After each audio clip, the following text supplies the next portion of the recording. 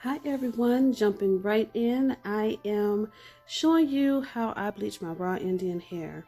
I love to use the Blonde Brilliance bleach, and today I'm doing a bleach wash, so I am using 40 volume developer in clear, which is very liquidy and it looks like water, which may be the confusion, excuse me, when people do a bleach wash. People are thinking that it is water when in fact it is just clear developer that is being used.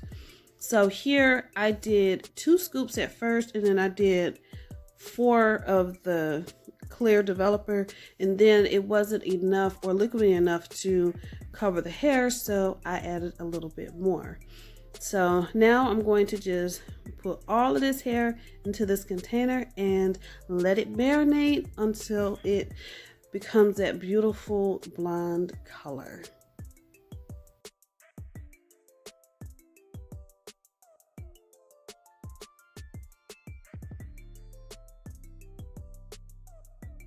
As you can see here, it is a beautiful blonde color.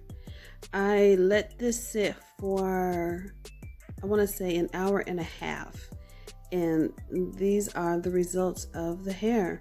A beautiful, even blonde color.